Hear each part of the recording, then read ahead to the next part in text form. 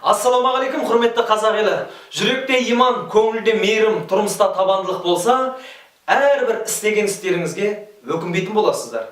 Егер бақытыңды бір тамшыдан тапқан болсаң, сол тамшының қадіріне жете біл. Әсте теңізге көзіңді қызартпа. Өйткені тамшы саған бақыт сыйласа, теңіз сені тұншықтыруы мүмкін. Міне бұл өмір. Әрине табысқа жету үшін басқалардан бұрын қимылдау керек.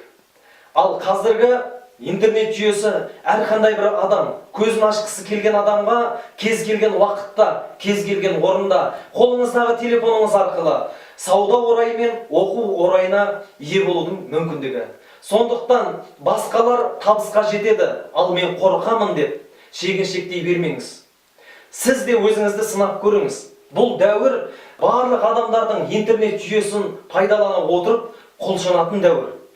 Жеңіс құлшынғандарға ғана тән. Сондықтан сіз құлшыныңыз, жеңіс әрине сіздікі. Ауырсаң өзіңе қуат беруді, жеңілсең өзіңе нысана орнатуды, жығылсаң орныңнан қайта тұруды үйренуің керек. Әрқашанда өзің бола біл.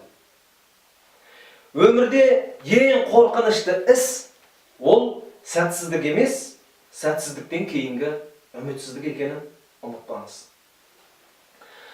Қол жеткен жетістікті бақыт деп санаңыз. Аз деп өкінбеңіз, көп деп көпірмеңіз. Бақыттың тұрақтылығы ол сабырлылықта. Табыс тағдыр талқысында талпынғандарға ғана тән. Бүгін ертең үшін тырыспасақ, мәңгі кешегідей өмір сүреріміз қақ. Түстік ғұмырың болса, кештік мал жей деген.